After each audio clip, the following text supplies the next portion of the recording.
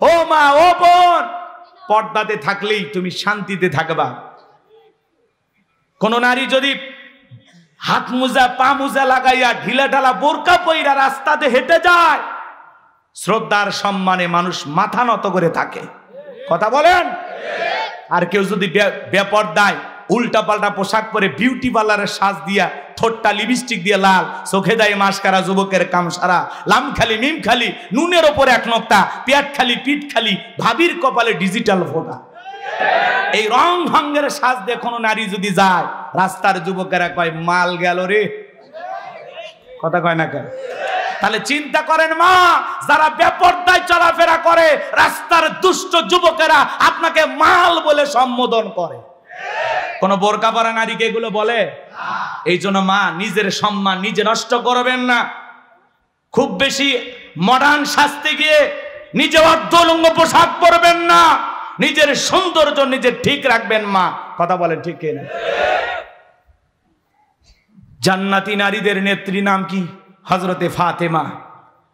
আল্লাহ রাসূলের বাড়িতে একদিন গেলেন, দরজায় ডাক দেন, আব্বা দরজা খুলে দেন।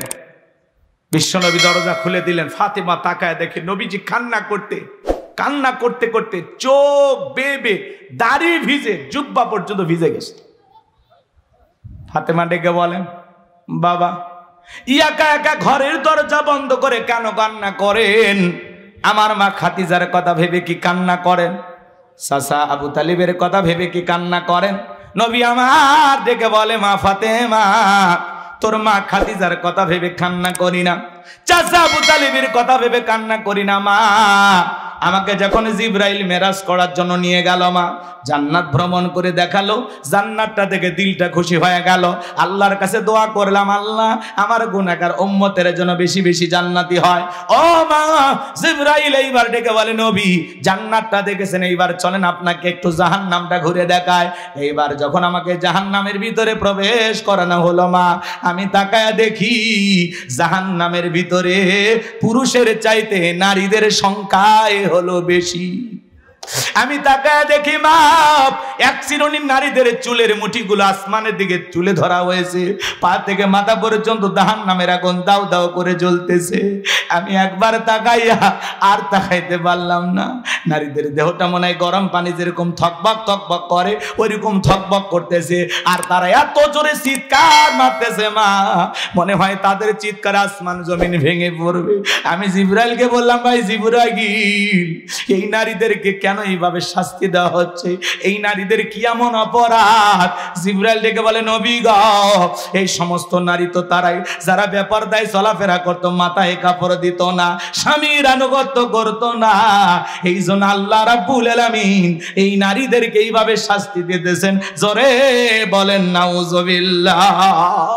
হযরতে ফাতেমা এই কথা শোনার পরে চোখের চোখের পানি ছেড়ে দিয়ে কান্না করেন আর ডেকে বলেন, বাবা এই যদি হয় বেপরদায় চলা নারীর শাস্তি, আজ থেকে আমি ফাতেমা আরো বেশি পর্দার গুরুত্ব বাড়াবো, আরো বেশি পর্দার প্রতি যত্নবান হব। ও গাজীপুরের মা বোনেরা, হযরতে ফাতেমা নবীর মেয়ে হওয়ার পরেও জাহান্নামী নারীদের এই কথা শোনার পরে পর্দার গুরুত্ব বাড়াইতে চাইলো। ও মা, আপনারা তো নবীদের মা, আপনাদের পেট থেকে তো পৃথিবীতে নবী রাসূলদের জন্ম হয়েছে। ও মা, আপনাদের পেট থেকে সাহাবায়ে কেরামের জন্ম হয়েছে, এই পৃথিবীর আল্লাহওয়ালাদের জন্ম হয়েছে, আলেম ওলামার জন্ম হয়েছে। ও মা, তোমার সম্মান মর্যাদা অনেক বেশি মা। ও মা, পায়ে হাত দিয়ে অনুরোধ করে বলে যায়, মা খবরদার খবরদার বেপরদায় চলাফেরা করা যাবে না। মা নিজের দেহটাকে সুন্দর করে ঢেকে রাস্তাঘাটে চলাফেরা করার দরকার আছে না? নয়।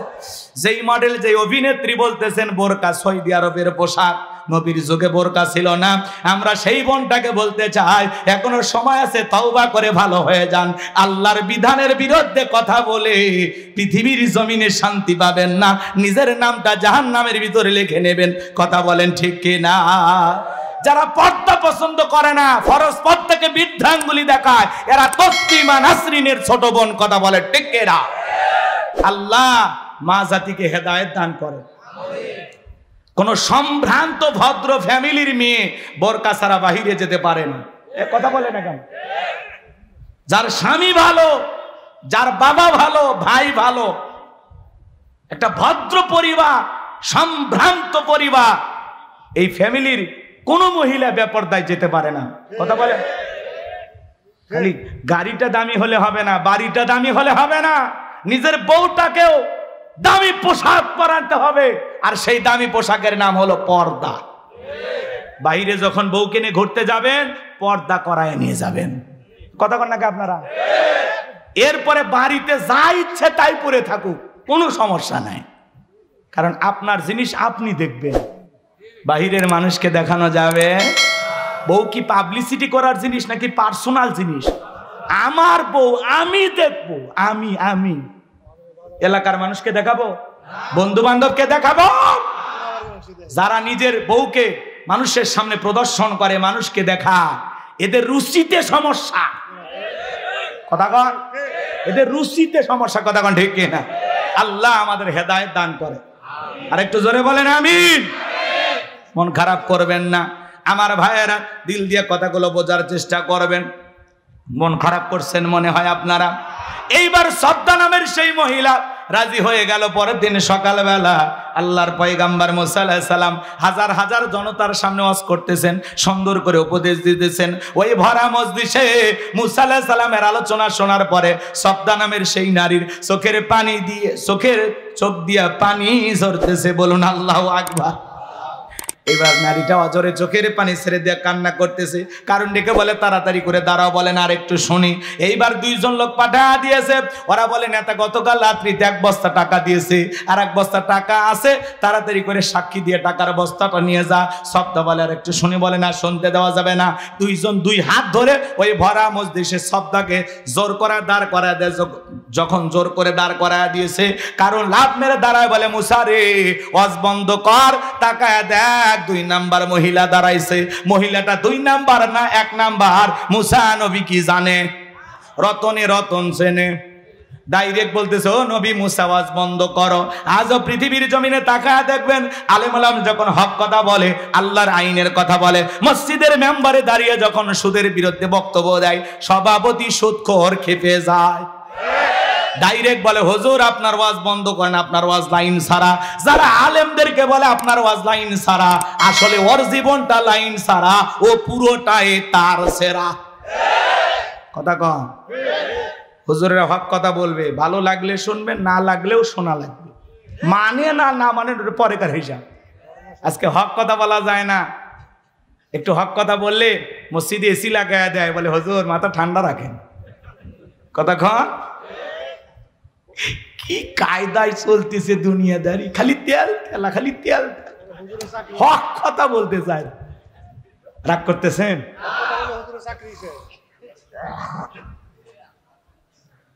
অনেক রাত হবে, কষ্ট আপনাদেরকে দেব না বাজার। মনে রাখবেন, আলেমদের কথা বলতে যারা বাধা দেবে, এই পৃথিবীর জমিনে বিশ্ব নবীকে কোরআন তেলাওয়াতে বাধা দিয়েছিলেন কারা? নবীর দাওয়াতে বাধা দিয়েছিলেন কারা? কাফেররা। কথা বলেন। তারা স্লোগান দিয়েছিল, অকালাল্লাযীনা কাফারু লা তাসমাউ লিহাযাল কুরআনি ওয়ালগাউ ফিহি লাআল্লাকুম তাগলিবুন। কাফেররা বলল, কোরআন শ্রবণ করো না। যেখানে মুহাম্মদ কোরআনের আলোচনা করে, কোরআন তেলাওয়াত করে, ওই জায়গায় হট্টগোল সৃষ্টি করো, তালি বাজাও, শীষ দাও, লাফালাফি করো, ঢোল পিটাপিটি করো, যে অবস্থায় পারো মুহাম্মাদের কোরআন তেলাওয়াত বন্ধ করো। বলেন তো বাজান, ওরা কি বন্ধ করতে পেরেছিল? ওরা মনে করে কোরআন বন্ধ করলে বিজয় লাভ করতে পারবো, ওরা তো বন্ধ করতে পারে নাই। আজও বাংলার জমিনে দেখবেন এমনও মানুষ আছে, যাত্রা হলে কোনো সমস্যা নাই, গান বাজনা সমস্যা নাই, বাণিজ্য মেলার নামে রাত 12টার পরে নর্তকীর গায়ে একটা সুতার কাপড় থাকে না, ওখানে 144 জারি করা হয় না। এই দেশে যারা তাফসিরুল কোরআন মাহফিলে, ওয়াজ মাহফিলে 144 জারি করে আলেমদের কথা বলতে বাধা দেয়, আমার বিশ্বাস ওদের জন্ম মুসলমানের ঘরে হতে পারে না। মুসলমান কোরআনের পক্ষে থাকবে, কোরআনের বিরোধিতা করতে পারে না। লম্বা হবে বাজার, লম্বা করব না। এইবার সবদা দাঁড়িয়ে গেছে। কারণ ডেকে বলে, সবদা তোমার যা বলার তুমি বলো, আমি তোমার সাথে আছি। সবদা বলতেছে, কারণ বৈশা পারো, আমি যেহেতু দাঁড়িয়েছি বলার জন্য আমাকেই বলতে দাও। এইবার সবদা বলতেছে, জনগণ শোনো দিয়া মন, আমি জীবনে কোনোদিন মুসা নবীকে দেখি নাই। আজকে মুসা নবীকে দেখার পরে আমার পাষাণ হৃদয় গইলা গেছে। আমি সিদ্ধান্ত নিয়েছি আর খারাপ কাজ করব না, অশ্লীল কাজ করব না, আমি তওবা করে ঈমান গ্রহণ করব। আলেমদের শুনে বেনামাজি নামাজি হয়ে যায়, সুদখোর ঘুষখোর ভালো হয়ে যায়, বেপরদায় চলা মা বোনেরা পর্দা করে, দাড়ি কাটা যুবকটা দাড়ি রাখে। ভালো করে বোঝার চেষ্টা করবেন। এইবার সবটা বলতেছে, আপনারা কি জানেন এই কারণ কেন লাফালাফি করতেছে?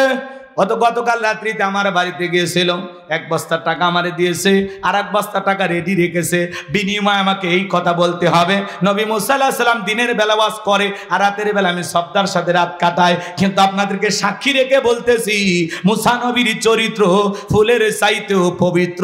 ওই কারণ হলো আমি সবদার নিয়মিত ভক্ত।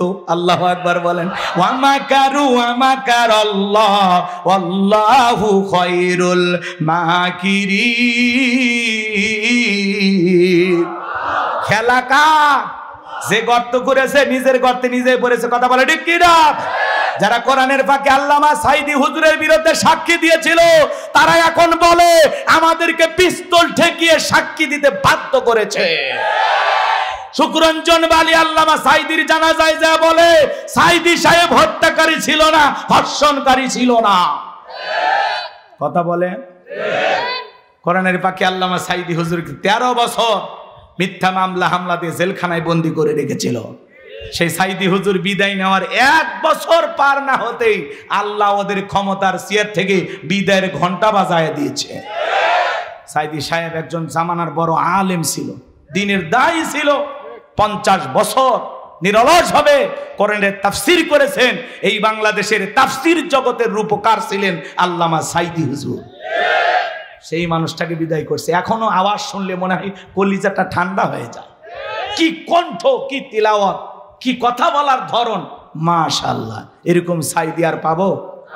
সে সাঈদী সাহেবের সন্তানেরা, সুযোগ্য সন্তানেরা, ওনারা ডক্টর জাকির নায়েকের সাথে কথা বলে তার একটা প্রোগ্রাম আগামী নভেম্বর মাসে তাদের এলাকায় করার একটা চিন্তা ভাবনা করতেছেন।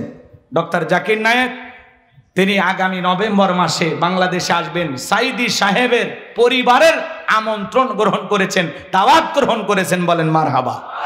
তাহলে ডক্টর জাকির নায়েক যদি আসে, কি বলেন 2-4 লাখ মানুষ হবে কিনা? কিন্তু উনি আসবে, কথা বলবে। আলহামদুলিল্লাহ, ওনার জন্য আমরা দোয়া করি। একজন ডক্টর মানুষ, তারপরে ইসলাম প্রচারের জন্য অনেক অনেক বড় ভূমিকা পালন করেছেন। কথা বলে ঠিক কিনা?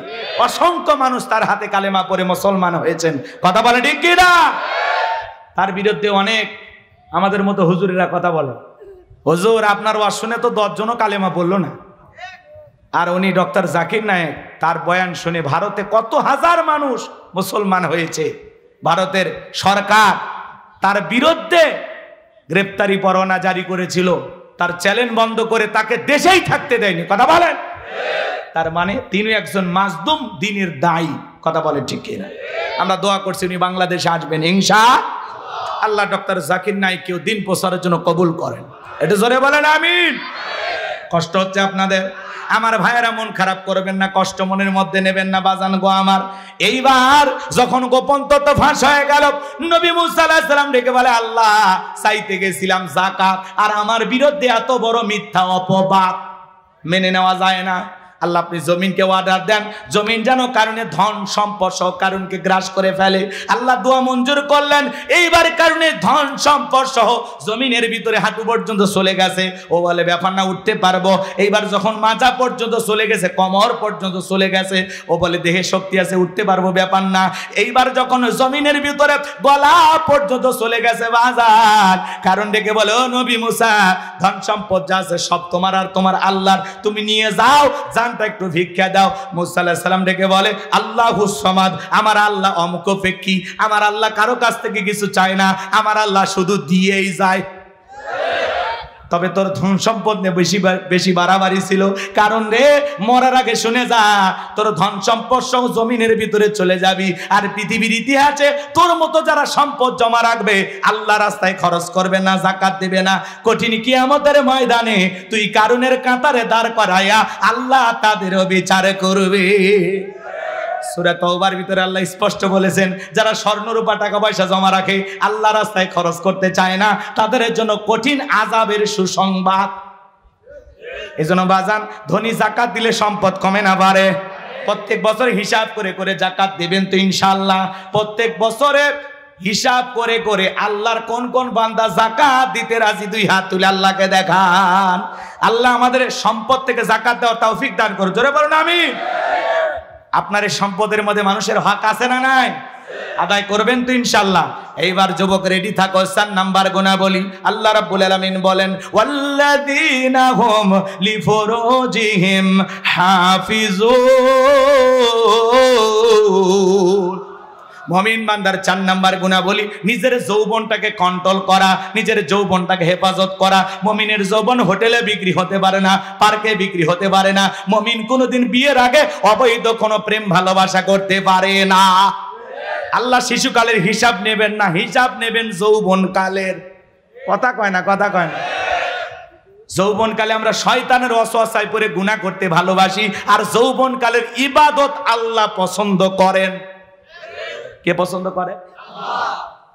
এই যুবক এদিক এদিক খেয়াল কর, শয়তানের ওয়াসওয়াসায় পড়ে আমরা গুনাহ করতে মজা পাই, মজা পাই।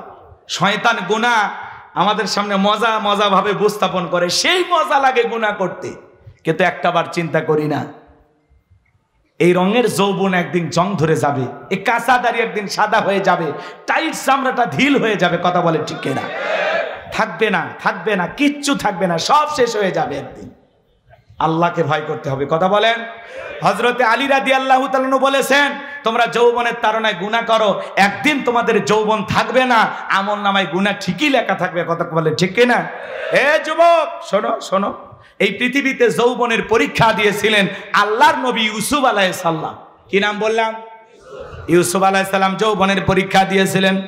জুলেখা একটা গোপন কক্ষে নিয়ে গেছে, প্রত্যেকটা দরজায় তালা মারা। গোপন কক্ষে নিয়ে যা বরে দিলে বড় জালারে পাঞ্জাবিওয়ালা। হুজুর তো কিছুই বোঝে না, হুজুর সবই বোঝে, নারীর ছলা কলা বোঝে না। এবার কাছে যায় বরে, ইউসুফ রে তোমার চোখ দুইটা ভারী সুন্দর। ইউসুফ আলাইহিস সালাম দেখে বলেন, এই চোখ যে আল্লাহ সৃষ্টি করেছেন সে আল্লাহকে ভয় করো। আল্লাহু আকবার বলেন। একটা গোপন রুমে ইউসুফ আলাইহিস সালাম আর জুলেখা। এখনকার যুবকের এরকম চান্স পেলে কি করবে? কথা কন। এরকম চান্স এখনকার যুবকের এতটা নোংরা হয়ে গেছে, বাসের ভিতরে গণধর্ষণ, সিএনজিতে গণধর্ষণ, রেল লাইনে ধর্ষণ, পাট খেতে ধর্ষণ। কথা কয় না কেন? প্রেম করছে এক যুবক, প্রেমিকাকে নিয়ে গেছে দেখা করার জন্য, আর 8-10 জন বন্ধু বান্ধব মিলে প্রেমিকাকে গণধর্ষণ করে। জোরে কর নাউজুবিল্লাহ। এই সমাজে অপরাধগুলো কমছে না বাড়ছে? এই বাংলাদেশকে যদি ধর্ষণ মুক্ত করতে চান, তাহলে আল্লাহর কোরআনের আইন দিয়া এই জিনাকারী নারী পুরুষের বিচার করা লাগবে। একজনক যদি আল্লাহর আইন দেখালি বিচার করা যেত, এই দেশের যুবক ধর্ষণ করা দূরের কথা, নারীর দিকে বাঁকা চোখে তাকানো দূরের কথা, ওই যুবকের স্বপ্ন দোষ বন্ধ হয়ে যেত। কথা বলেন ঠিক কিনা? আল্লাহর বিধান চালু না হওয়া পর্যন্ত ধর্ষণ মুক্ত বাংলাদেশ কেউ করতে পারবে না। ধর্ষণের সর্বোচ্চ শাস্তি কি? মৃত্যুদণ্ড। কথা কয় না? ফাঁসি। কিন্তু আজ পর্যন্ত কয়জন ধর্ষকের ফাঁসি হয়? ধর্ষণ করছে, অপরাধ প্রমাণিত হয়েছে, 2-3 দিনের মধ্যেই বাইতুল মোকাররমের সামনে নিয়ে এসে দেশের সর্বোচ্চ আইন অনুযায়ী, আল্লাহর আইন তো পছন্দ হয় না আপনাদের, দেশের আইন অনুযায়ী বাইতুল মোকাররমের সামনে দিনের বেলায় ঝুলিয়ে দেন। রাত 12টা 1 মিনিটে না, ফাঁসি হবে দুপুর 12টা 1 মিনিটে। 4 দেয়ালের ভিতরে ফাঁসি কলার গাছও দিচ্ছে না, মানুষও দিচ্ছে, টেকা খায় ছাড়িয়ে দিচ্ছে না, কি করতেছে আমরা কিছুই দেখতে পারি না। এলে বিচার দিয়ে সমাজ চলবি? হ্যাঁ, চুরি দুর্নীতির মহা উৎসব। 16 বছর খালি দুর্নীতি, বেগম পারাবান আছে। এক এক নেতার কোটি কোটি টাকা ব্যাংকে পড়ে আছে, কোটি কোটি টাকার গাড়ি পড়ে আছে, এমপি মন্ত্রী সব ভাগে গেছে। মুখ ভেলটায় বলতো পালাবো না। আছে ওরা ভাই আছে? হ্যাঁ, আপনার জেল খাটাইছে। আজ দেখেন বিএনপির ভাইয়েরা কি নির্যাতন সহ্য করছে, বাপ রে বাপ। বিএনপি আর জামাত করা তো মামলা দিয়ে শেষ। এখন আবার প্রধানমন্ত্রী, সাবেক প্রধানমন্ত্রী শেখ হাসিনার বিরুদ্ধে মামলা। ভারত থেকে বলতেছে আমি তো কোনো অপরাধই করিনি। কি নিষ্পাপ এক মহিলার নামে মামলা দিচ্ছে গো। যারা দিচ্ছে এদের উপর তো গজব পড়বে। আর ওরা যে একটা অন্ধ ব্যক্তির নামে গাড়ি ফোরানোর মামলা দিয়েছে, সুপ্রিম কোর্টে হাজিরা দিবে আসছিল, দেখেননি আপনারা? আচ্ছা, অন্ধ মানুষ গাড়ি পর আসে? হ্যাঁ, ওই গাড়ি বাড়ি কিছু চেনে? ওই অন্ধ ওই নিজের বউকে ঠিক মতো চেনে না। কথা কন ঠিক না? রাগ করেন না, মন খারাপ করবেন না আমার ভাইয়েরা, কষ্ট মনের মধ্যে নেবেন না বাজান। লম্বা করার কোনো সুযোগ নাই যুবক রে। আল্লাহ নবী ইউসুফ আলাইহিস সালামের কাছে জলেখা এবার যায়া নিজের শরীরের কাপড়গুলো ছিঁড়ে ছিঁড়ে দেবতার মুখগুলো ঢাকতেছে। ইউসুফ আলাইহিস সালাম ডেকে বলে, কাপড়ে ঢাকিলে তুমি দেবতার মুখ, কি দিয়া ঢাকিবা তুমি বিধাতার মুখ। এইবার জলেখা কাছে আসে আর ইশারা ইঙ্গিতে কি যেন বুঝাইতে চায়। ইউসুফ আলাইহিস সালামের অন্তরে কার ভয়? আর একটু জোরে বলেন, কার ভয়? ইন্নিয়া খাফুল্লাহ, অন্তরে আল্লাহর ভয়। ইউসুফ আলাইহিস সালাম ডেকে বলে, আল্লাহ, জুলেখার মনের অবস্থা আমি বুঝতে পেরেছি, একমাত্র আপনি ছাড়া আর বাঁচানোর কেউ নাই। আল্লাহ তোমার উপরে তাওয়াক্কুল করে নিজের ইজ্জতকে বাঁচানোর জন্য দৌড় মারার দায়িত্ব আমার, আর আপনার কুদরত থেকে তালা খুলে দেওয়ার দায়িত্ব আপনার। ইউসুফ আলাইহিস সালাম আল্লাহর উপরে তাওয়াক্কুল করে যখন এক দৌড় মেরেছে বাজান, আল্লাহ রাব্বুল আলামিনের কুদরতি ভাবে প্রত্যেকটা দরজার তালা খুলে গেছে। বলুন সুবহানাল্লাহ। এইবার শেষ দরজায় ইউসুফ আলাইহিস সালাম যখন চলে গেছে, জুলেখা পিছন থেকে মারছে থাবা, এক থাবাতে জামা পর্যন্ত ছিঁড়ে গেছে। ইউসুফ আলাইহিস সালাম ডেকে বলে, জামা ছিঁড়ে যাই যাক, ইজ্জত দেওয়া যাবে না। এইবার শেষ দরজা খোলার পরে তাকায় দেখে যেখানে বাঘের ভয় সেখানে রাত হয়। জুলেখার স্বামী আজিজ মিশর দাঁড়ায় আছে। আজিজ মিশরকে দেখা মাত্র জুলেখা নেকা কান্নার অভিনয় শুরু করে দিল। কিছু কিছু মহিলা দেখতেন না, কথা বলার আগে কান্দে দেয়, দুনিয়াতে আমার কেউ নাই। কেউ না, বাঁচে আসো কিভাবে? কথা বল। কিছু কিছু মহিলা দেখবেন কথা বলার আগে কান্দে দেয়, এমন ভাবে কান্নাকাটি করে মামলা জিততে চায়, মনে হয় মেয়েটা নিষ্পাপ।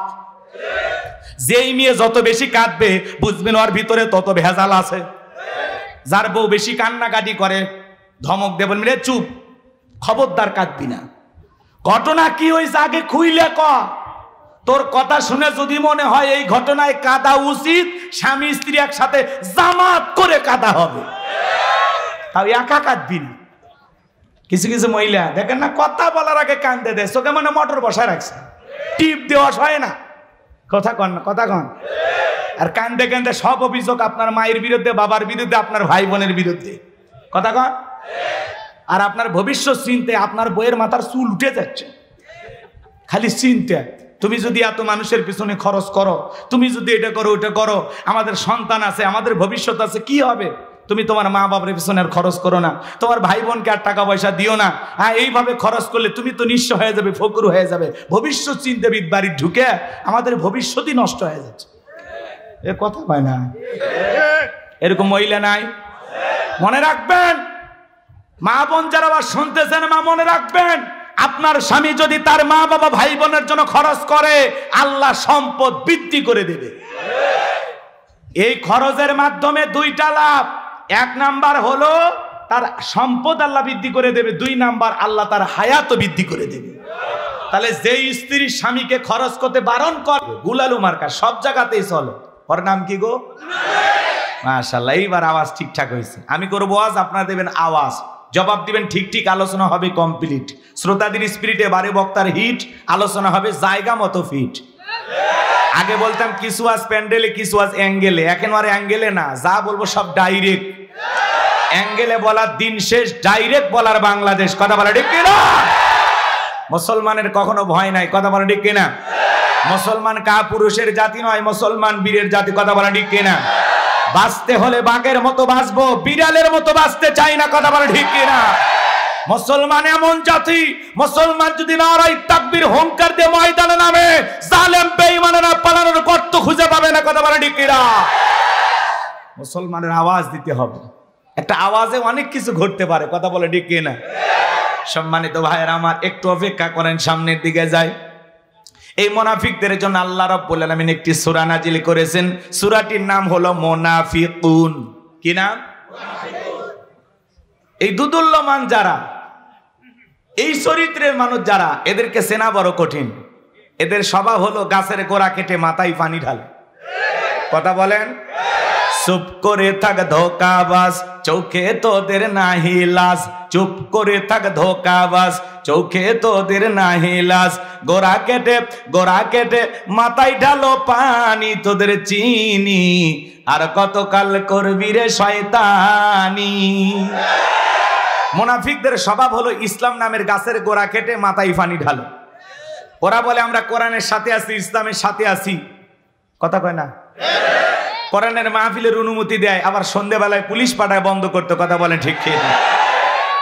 দেখতে মুসলমানের মতো বলে আমরা সবসময় মানুষের ভালো চাই, রাতের আধারে নিজের হাতে মানুষকে হত্যা করে, আর সকালবেলা লাশের উপরে ফুলের মালা দিয়ে শোক প্রকাশ করে বলে বড় ভালো লোক ছিল।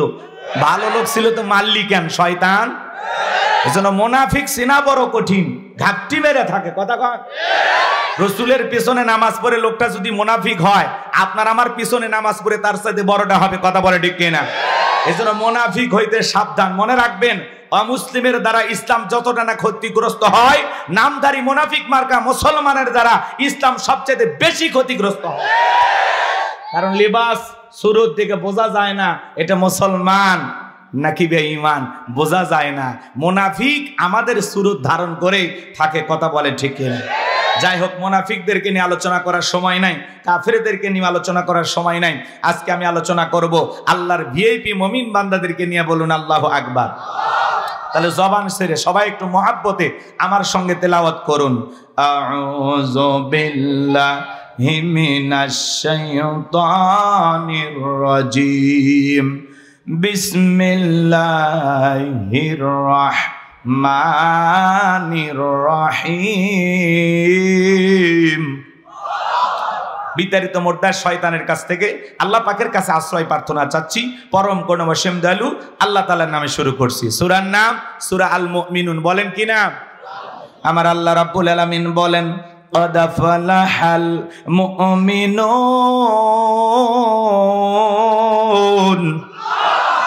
যে কোনো আয়াত বা সূরার তাফসীর করতে হলে কোন প্রেক্ষাপটে কোন সময় আল্লাহ তাআলা সেই সূরাটি বা আয়াতটি নাজিল করেছেন, সে নাজিলের প্রেক্ষাপট জানার দরকার আছে না নাই? আরবিতে বলা হয় শানে নজুল। যদি শানে নজুল আলোচনা করা হয় তাহলে তাফসীর বুঝতে সহজ হয়। তাহলে সূরা আল মুমিনুন বিশ্বনবীর উপরে আল্লাহ তাআলা কোন প্রেক্ষাপটে কোন সময় নাজিল করেছেন, সেই নাজিলের প্রেক্ষাপট জানার দরকার আছে না নাই? আমি একটু তুলে ধরবো, কষ্ট হবে না তো ইনশাআল্লাহ? সংক্ষিপ্ত করে বলবো যেহেতু সময় কম, যতটুকু না বললেই নয়। সম্মানিত ভাইয়েরা আমার, দিল দিয়া কথাগুলো বোঝার চেষ্টা করবেন। বিশ্বনবীর প্রিয় সাহাবী হযরত ওমর ফারুক ডেকে বলেন, আমি মৌমাছির গুনগুন আওয়াজ শুনলাম। ডানে তাকায় মৌমাছি নাই, বামে তাকায় মৌমাছি নাই। বিশ্বনবীর চেহারা মোবারকের দিকে তাকায় দেখি নবীজি ফিসফিস করে কি যেন তেলাওয়াত করতেছেন। হযরত ওমর ডেকে বলেন, আমার বোঝার বাকি রইল না, আসমান থেকে নবীজির উপরে কোরআনুল কারীম নাজিল হচ্ছে, আর বিশ্বনবী কোরআনুল কারীম রিসিভ করতে ব্যস্ত। বলুন সুবহানাল্লাহ।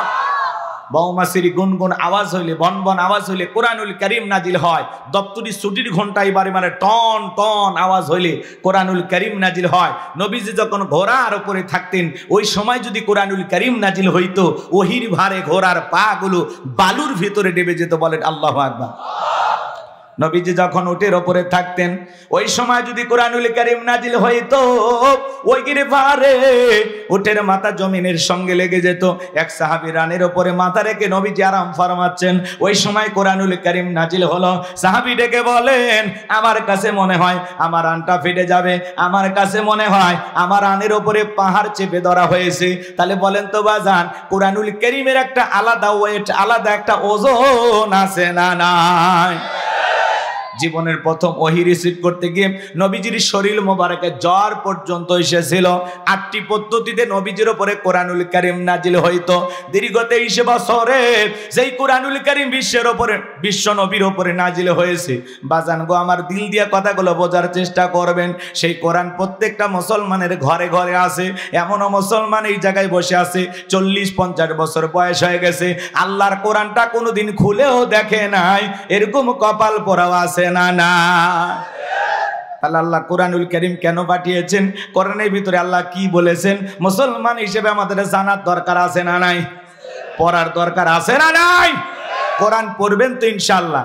আল্লাহ যেন আমাদের সবাইকে কোরআন পড়নেওয়ালা মানুষ হিসাবে কবুল করে নেন। জোরে বলেন আমিন। লম্বা হবে, আমি লম্বা করব না। হযরত ওমর ফারুক ডেকে বলেন, নবীজির কুরআনুল কারীম রিসিভ করা শেষ হয়ে গেল। বিশ্ব নবী সাহাবায়ে কিরামদের দিকে মুখ ঘোরায় ডেকে বলেন, আমার সাহাবীরা, এই মাত্র আসমান থেকে জিবরাইল এসে আমার উপরে সূরা আল মুমিনুনের 10টি আয়াতে কারিমা নাযিল করে জানায় দিয়ে গেলেন, নবী গো, এই 10টি আয়াতের ভিতরে আল্লাহ রাব্বুল আলামিন তার আদরের মুমিন বান্দাদের জন্য 7টি কোয়ালিটি নিয়ে আলোচনা করেছেন, 7টি গুণাবলী নিয়ে আলোচনা করেছেন। কোন মুমিন যদি এই 7টি গুণে গুণান্বিত হতে পারে, 7টি গুণ দিয়ে তার জীবনটাকে সাজাইতে পারেন, আমার আল্লাহ রাব্বুল আলামিন বলেন, উলাইকা হুমুল ওয়ারিসুন আল্লাযীনা ইয়ারিসুনাল ফিরদাউস হুম ফিহা খালিদুন। আমার আল্লাহ রাব্বুল আলামিন বলেন, তারাই হবেন উত্তরাধিকারী জান্নাতুল ফিরদাউসের, সেখানে তারা চিরকাল বসবাস করবেন। আমার আল্লাহ কোনোদিন তাদেরকে জান্নাত থেকে বের করে দেবেন না। বলুন সুবহানাল্লাহ। ভাইরা আমার, দিল দিয়ে কথাগুলো বোঝার চেষ্টা করবেন। বাবা মারা গেলে ওয়ারিশ সূত্রে সন্তান যেরকম বাবার সম্পত্তির ভাগ পায়, কোন মুমিন যদি এই 7টি গুণে গুণান্বিত হতে পারে, 7টি গুণ দিয়ে তার জীবনটাকে সাজাইতে পারেন, আমার আল্লাহ রাব্বুল আলামিন তাকে জান্নাতুল ফিরদাউসের ওয়ারিশ বানায় দিবেন। বলুন সুবহানাল্লাহ। কারা কারা জান্নাতে যেতে চান, দুই হাত তুলে আল্লাহকে দেখান। আল্লাহ আমাদের সবাইকে জান্নাতি মানুষ হিসেবে কবুল করুন। জোরে বলুন আমিন। আর একটু জোরে বলুন আমিন। আরো একবার বলুন আমিন। এবার 7টা আঙ্গুল দেখান। জান্নাতে যেতে হলে কয়টা গুণাবলী? 7টি। জোরে বলেন কয়টি? আরো জোরে। জোর হলো না, উঠেই যাবে। হ্যাঁ, একটু মিছিল করার অভ্যাস করেন। 16 বছর মিছিল করতে পারেননি, সামনে 16 বছরের কাজা আদায় করা লাগবে। হ্যাঁ, এদিক খেয়াল করেন আমার ভাইয়েরা। আল্লাহর কোন মুমিন বান্দা যদি 7টি গুণাবলী অর্জন করে কবরে যাইতে পারে, তার নামে জান্নাতুল ফিরদাউসের ভিতরে জায়গা বরাদ্দ থাকবে। সুবহানাল্লাহ বলবেন। কোন মানুষ যদি ঢাকা উত্তরাতে একটু জমি কিনতে পারে, কথা বলেন, ঢাকা গুলশানে যদি একটা বাড়ি বানাইতে পারে, কি আনন্দ। হ্যাঁ, আজকে আমি গোলাম রব্বানী যে আলোচনা করব, 1500 বছর আগে বিশ্ব নবীর মাধ্যমে আল্লাহ রাব্বুল আলামিন যে মেসেজ সূরা আল মুমিনুনে জানিয়ে দিয়েছেন, যদি আপনারা এই 7টা গুণাবলী নিজের জীবনে ধারণ করতে পারেন, এই 7টি গুণ দিয়ে নিজের জীবনটাকে সাজাইতে পারেন, জান্নাতুল ফিরদাউসের ভিতরে আপনার নামে জায়গা বরাদ্দ হয়ে যাবে। বলুন সুবহানাল্লাহ। তাহলে একটু শোনার দরকার আছে না নাই?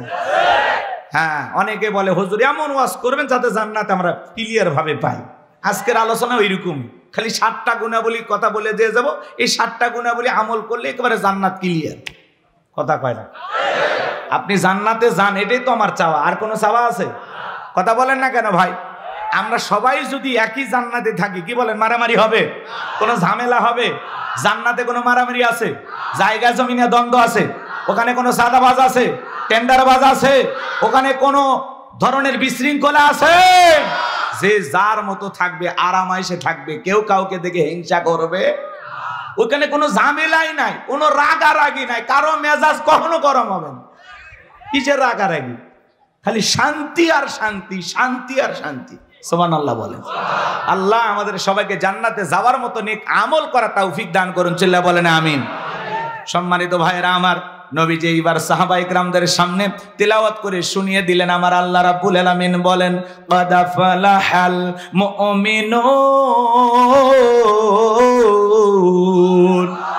আমার আল্লাহ রাব্বুল আলামিন বলেন, অবশ্যই মুমিনেরা সফল, অবশ্যই মুমিনেরা সফল। অলরেডি মুমিনেরা সফল, সফল হয়েছে তারা ঈমান এনেছে যারা। আল্লাহু আকবার বলেন। ভালো করে বোঝার চেষ্টা করবেন। ক্বাদ আফলাহাল মুমিনুন, অবশ্যই মুমিনেরা সফল, অলরেডি মুমিনেরা সফল, সফল হয়েছে যারা ঈমান আনবে। যারা সফল হতে পারবে তারা ঈমান আনবে। যারা ঈমানদার ছাড়া সফল হওয়া যাবে না। সংক্ষিপ্ত কথা বলে দিয়ে যায়, অনেকে মনে করে টাকা থাকলে সফল, ক্ষমতা থাকলে সফল, সেলিব্রিটি, নায়ক, সুপারস্টার, এরা বুঝি সফল না। ভালো করে বোঝার চেষ্টা করবেন। বর্তমানে পৃথিবীর সবচাইতে ক্ষমতাধর ব্যক্তির নাম কি? ডোনাল্ড ট্রাম্প এ হলো বর্তমান পৃথিবীর সবচেয়ে বড় ক্ষমতাধর। কথা বলে না কেন? আমেরিকার ইতিহাসে আজ পর্যন্ত কোন নারীকে ওরা প্রেসিডেন্ট বানায়নি। কথা কয় না কেন? বানাইছে? আপনারা কি করেন? রাগ করেন? আর বানান মাঝে মাঝে এমন মানুষকে বানান যে আপনাদেরকে ফেলাইয়া পালিয়ে যায়। কথা বলেন? জামাই বাড়িতে গেছে না? হ্যাঁ, রাগ করেন না। এগুলো বললে আবার অনেকে বলে হুজুর যা হচ্ছে হচ্ছে, এগুলো বলার দরকার না। না, মাঝে মাঝে নাড়া না দিলে আপনি ভুলে যাবেন, কারণ আমাদের ভুলে যাওয়ার বড় স্বভাব। আমরা সব জিনিস বেশি দিন মনে রাখতে পারি না। রাগ করেন? এজন্য মেয়ে মানুষের রাগ বেশি, জেদ বেশি, অভিমান বেশি। দেখেন না, স্বামীর সাথে ঝগড়া লাগে রাগ করে হাড়ি ফাতিল ভেঙে ফেলে দেয়, স্বামী তুলে আছাড় মারে, রাগ করে সংসার থেকে বাপের বাড়ি চলে যায়, রাগ করে 20 কোটি জনগণ রেখে চলে গেছে। কথা বলে ঠিক না? আমার ঈশ্বর চাচাকে বলা হয় স্বৈরাচার শাসক। ঈশ্বর চাচা ক্ষমতার থেকে পদত্যাগ করে জেলে গেছে, দেশ ছাড়েনি, বাপের বেটা। দেশ নেত্রী বেগম খালেদা জিয়া অসুস্থ হয়ে দেশে পড়েছিলেন, জেল কেটেছেন, দেশ ছেড়ে পালিয়ে যাননি, বাপের বেটি। আর আপনি বড় বড় কথা বলতেন পালাবো না, হারাবো না, কই পালিয়েই তো গেলেন, নিজের কথা ঠিক রাখলেন না। আবার মাঝে মাঝে বলে আমি দেশের কাছে আছি, শর্ট করে ঢুকবো। ঢুকবেন তো বের হলেন কেন? আর আমরাও বলতে চাই মেয়ে মানুষ কতদিন বাইরে থাকবে? এই দেশ ওনার বাবার, এই দেশ ওনার স্বামী, আসুক না ভাই, আসলে আপত্তি আছে? আমরা বলতে চাই যাওয়ার আগে বলে যাননি, আসার আগে বলার দরকার নেই, যে দিক দিয়ে মন চায় আপনি এই দেশে আসেন। কথা বলে ঠিক না? বুবু আই বাপ তুমি আই বাহাগো, সেই দিন আইসা বুবু ক্ষমতা পাইবা না।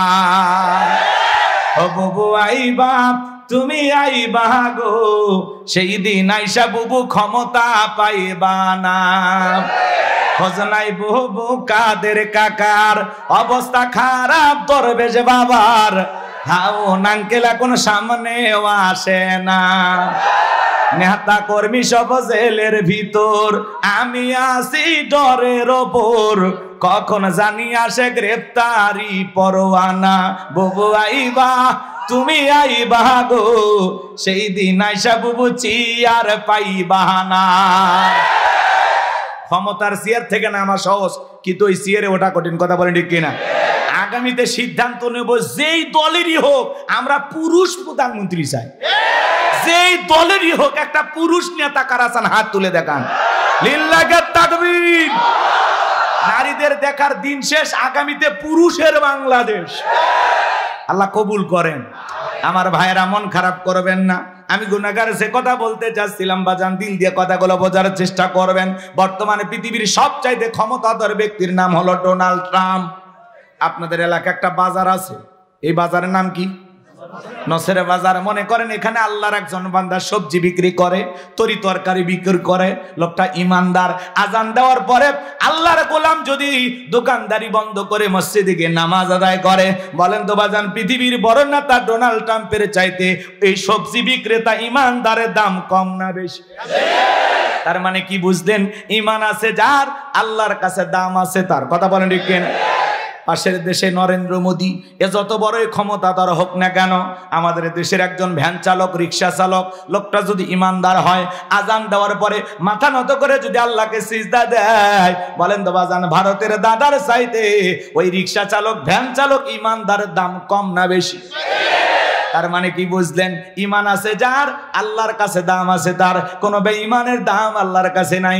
বেঈমানেরা ক্ষমতার দাম্ভিকতায় দুনিয়াতে সফল হতে পারে, মরার পরে সবগুলো বেঈমানকে পিটাইয়া জাহান্নামে দিবেন তিনি কে? আর ইমানদাররা দুনিয়াতে সফল, আখিরাতে সফল। আল্লাহ তাআলা আমাদের ভিতরে ইমান নামের সম্পদ দিয়েছে। টাকা না থাক, সম্পদ না থাক, ক্ষমতা না থাক, আমার ভিতরে ইমান আছে, আল্লাহর কাছে দাম আছে। এই জীবনে যদি আল্লাহর কাছে দামি হতে পারি, আর কিছু চাওয়ার আছে? তাহলে আমি বলবো ইমান এনেছে যারা, আপনারা বলবেন সফল হয়েছে তারা। বলবেন ইমান এনেছে যারা, ইমান এনেছে যারা। আল্লাহর কাছে দামি বান্দা কারা? ইমানদার বান্দা যারা। ইমান আছে, আল্লাহর কাছে দাম আছে। ইমান নাই, আচ্ছা বলেন তো পাসপোর্ট ছাড়া বিদেশে যাওয়া যায়? বিদেশে যেতে গেলে কি লাগে? পাসপোর্ট লাগে না? তো তো ঈমান হলো জান্নাতে যাওয়ার পাসপোর্ট। সুবহানাল্লাহ কও। ঈমান আছে, জান্নাতের ভিসা লাগবেই। কথা কয় না?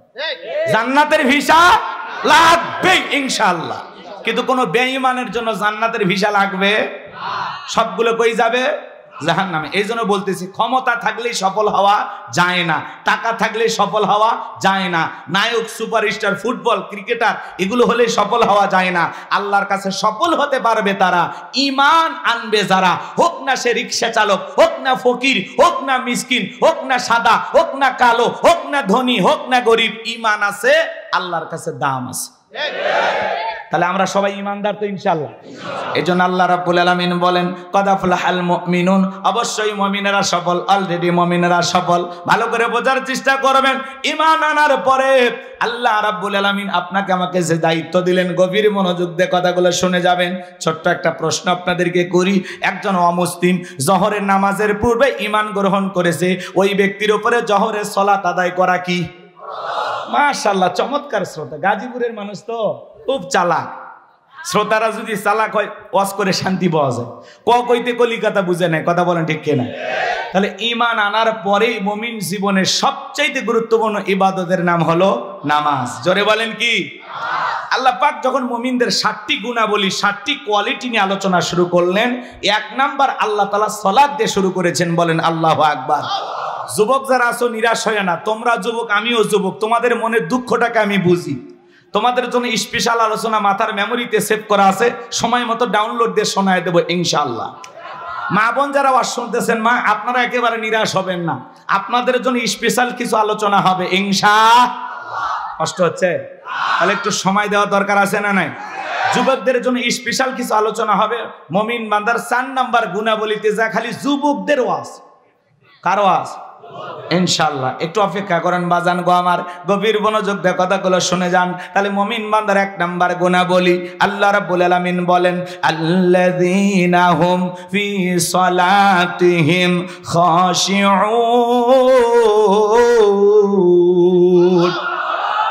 মুমিন বান্দার 1 নাম্বার গুণাবলী, যারা নিজেদের সালাত বিনয়ের সহিত, নম্রতার সহিত, আল্লাহর ভয় নিয়ে আদায় করে। সালাত আদায় করতে হবে কার ভয়ে? ইয়া আইয়ুহাল্লাযীনা আমানুত্তাকুল্লাহ, হে ঈমানদারগণ আমি আল্লাহকে ভয় করো, হাক্কা তুকাতিহি, ভয় করার মতো ভয় করো।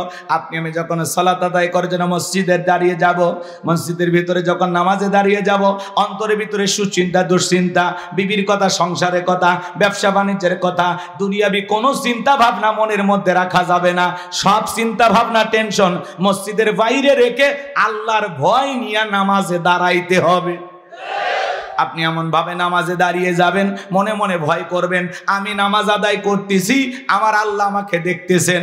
মনে মনে নামাজ আদায় করবেন আর এই স্মরণ করবেন, আমি নামাজ আদায় করতেছি, আমার আল্লাহ আমার সামনেই দাঁড়িয়ে আছেন।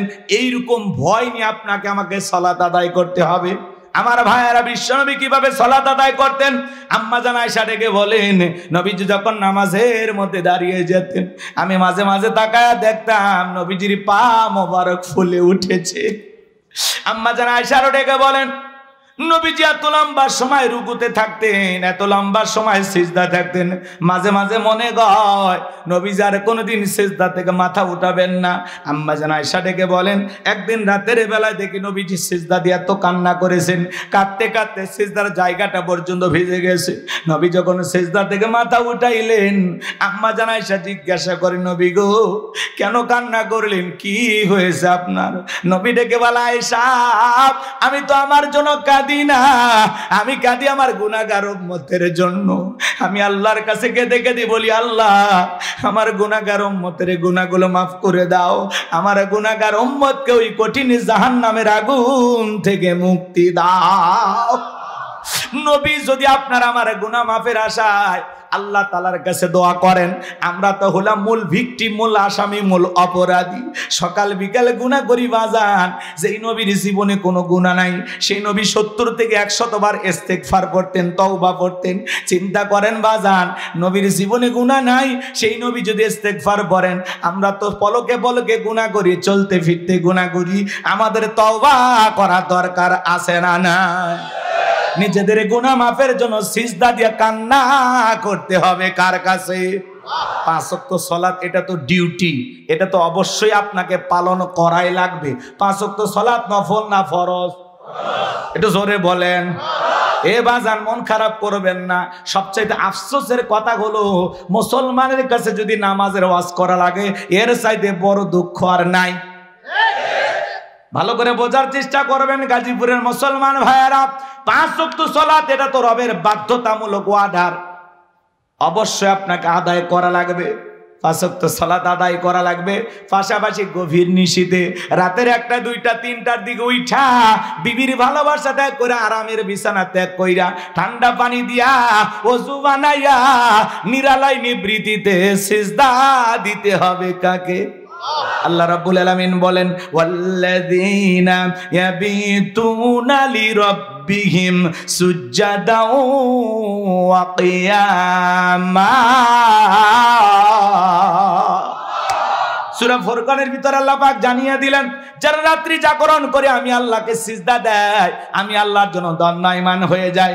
গভীর নিশীথে দুনিয়ার অফিস আদালত বন্ধ, আরামের বিছানা ত্যাগ কইরা বিবির ভালোবাসা ত্যাগ কইরা আপনি নিরালাই একা একা যাই নামাজে দাঁড়ায় গেছেন।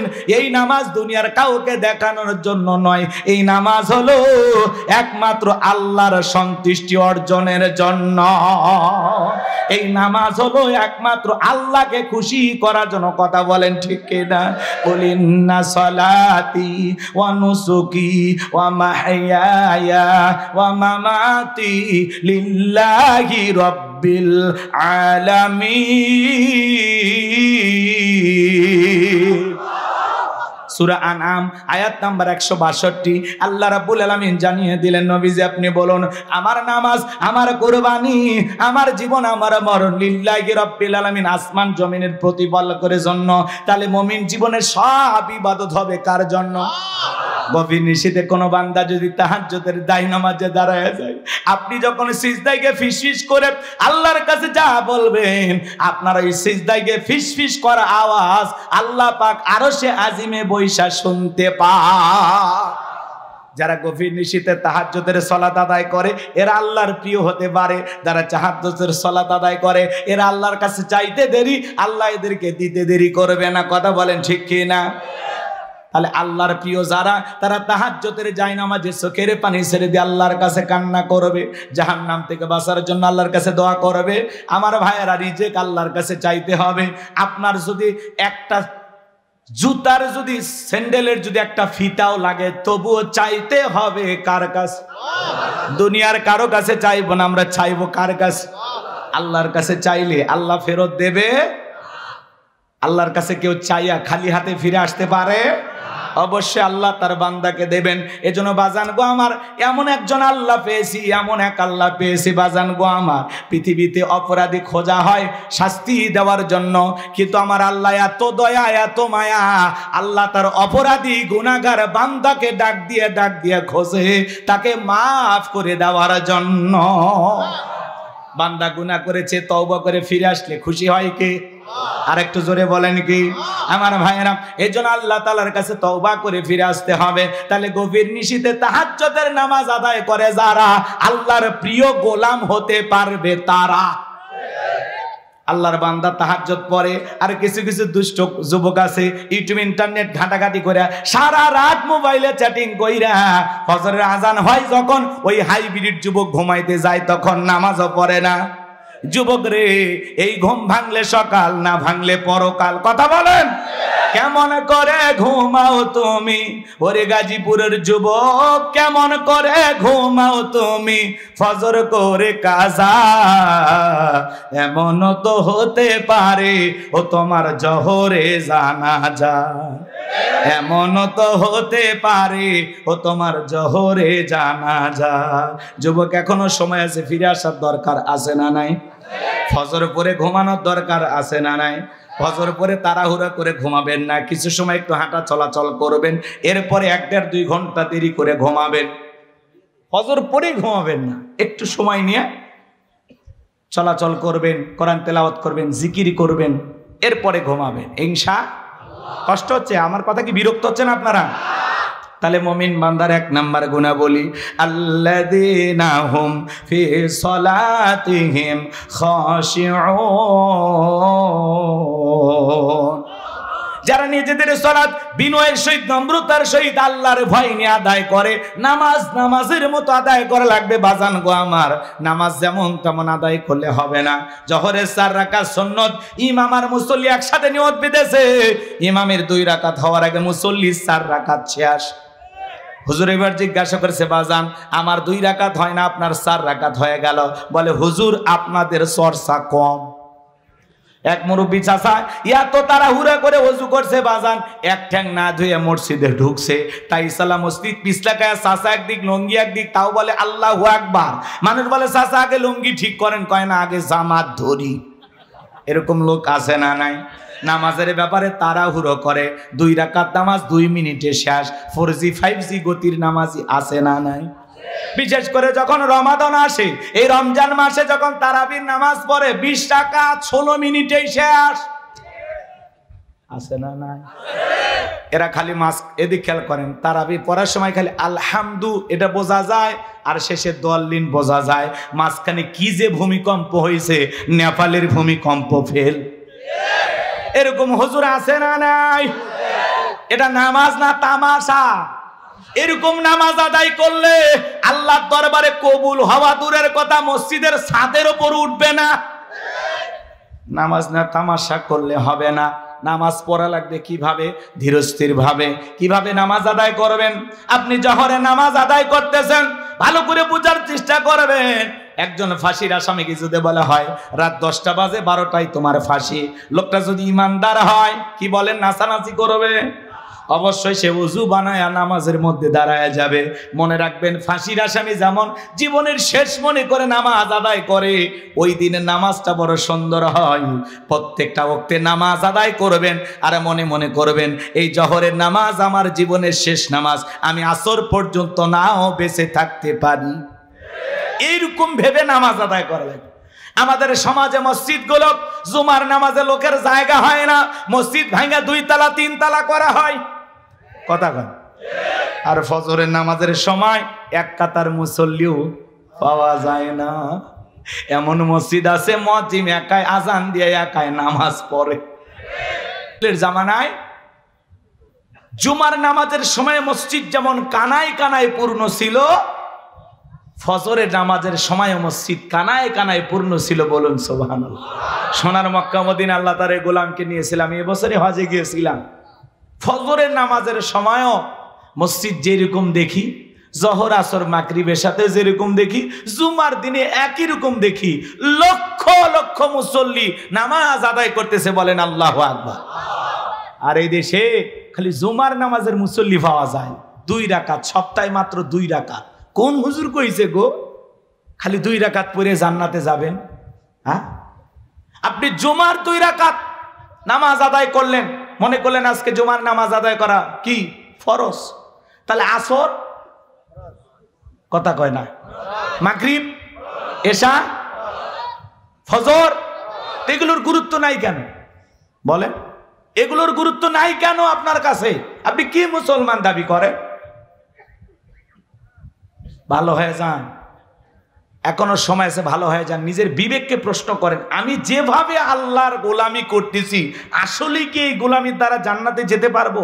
আমি যেভাবে গোলামি করতেছি আমার আল্লাহ কি আমার গোলামি দেখে খুশি?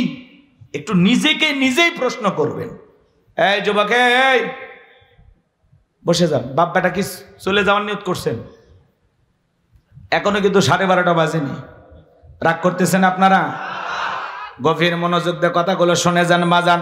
নামাজের কথা বললে অনেকের কাছে ভালো লাগবে না, কারণ সবাই নামাজ পড়ে না। সবাই নামাজ পছন্দ করে? ভালো করে বোঝার চেষ্টা করবেন বাজান। এমন ভাবে নামাজ আদায় করবেন প্রত্যেকটা ওয়াক্তে, মনে রাখবেন নামাজের মতো যদি নামাজ আদায় করতে পারেন, আপনার জীবনের সালাতগুলো যদি আল্লাহর দরবারে কবুল হয়, তাহলে রুকুর মতো রুকু করা লাগবে একটু সময় নিয়ে, সিজদা করা লাগবে একটু সময় নিয়ে। শুধু তাড়াহুড়ো করে নামাজ আদায় করলে হবে না। নবীজির সাহাবীরা কিভাবে নামাজ আদায় করতেন। মরুভূমিতে সাহাবায়ে কেরাম নামাজে দাঁড়িয়ে গেছেন, ওই মরুভূমির পাখিগুলো খেজুর গাছ মনে করে সাহাবায়ে কেরামদের মাথার উপরে কাঁধের উপরে বসে থাকতো। নবীর সাহাবীরা নামাজে এত মনোযোগ, কাঁধে পাখি পড়ে থাকে, তারপরেও তারা টের পাইতো না। কাফেররা দেখে বলতো এগুলো মানুষ না মূর্তি, পাখি পড়ে আছে, তারপরে নড়ে না চড়ে না। বলেন আল্লাহু আকবার। আর আপনার আমার গায়ে পাখি পড়া তো দূরের কথা, একটা মশা পড়লে এই হাত এই জায়গায় নিয়ে যা, আগে মশা মারে তারপরে সূরা ধরে। কথা বলেন ঠিক কিনা? পায়ে যদি মশা পড়ে এক ঠ্যাং আর এক ঠ্যাঙের উপর দিয়ে বলে খাবু খা। নামাজ পড়তে পড়তে 5টা মশা খতম। কি বলেন? এরকম আছে না নাই? আমার ভাইয়েরা, এরকম নামাজ আমাদের। আর নবীর সাহাবীরা কিভাবে নামাজ আদায় করতেন, নামাজে কতটা মনোযোগ ছিল সাহাবায়ে কেরামদের। আমি নামাজ নিয়ে যদি 2 ঘন্টা ওয়াজ করি শেষ হবে না বাজান। এত সময় আপনাদের হাতেও নাই, আমার হাতেও নাই। শুধু অনুরোধের ভাষায় একটি কথা আপনাদেরকে বলে যায়, বলেন তো বাজান, নিয়মিত আমাদের নামাজ আদায় করা দরকার আছে না নাই? জিহাদের ময়দানে নবীজি রাতের বেলায় 2 জন সাহাবীকে পাহারাদারে নিযুক্ত করলেন। এইবার 2 জন সাহাবী দাঁড়িয়ে পাহারা দিতেছেন। এক সাহাবী আর এক সাহাবীকে ডেকে বলতেছেন, ভাই খামাকা 2 জন রাত জায়গা লাভ কি? আপনি বিশ্রাম করেন, আমি পাহারা দেই, আবার আমি বিশ্রাম করব, আপনি পাহারা দেবেন। ডিউটিটা তারা ভাগ করে নিলেন। এইবার এক সাহাবী বিশ্রামে চলে গেলেন, আর একজন সাহাবী চিন্তা করলেন খামাকা দাঁড়িয়ে থেকে অপচয় সময় নষ্ট করে লাভটা কি, সময়টা একটু নামাজের ভিতরে কাটায় দেই। এই কথা ভেবে নবীর প্রিয় সাহাবী নামাজের মধ্যে দাঁড়িয়ে গেলেন। কাফেররা চিন্তা করলো দূর থেকে এটা মানুষ না গাছ বোঝা যায় না, একটা তীর নিক্ষেপ করেছেন, ওই তীরটা এসে নবীর সাহাবীর ডান হাতের ভিতরে ঢুকে গেছে। আর একটা তীর নিক্ষেপ করেছেন বাম হাতের ভিতরে ঢুকে গেছে। নবীর সাহাবী নামাজ শেষ করলেন, ওই সাহাবীকে ডেকে বলেন, ভাই তাড়াতাড়ি ঘুম থেকে জাগ্রত হন, কি হয়েছে?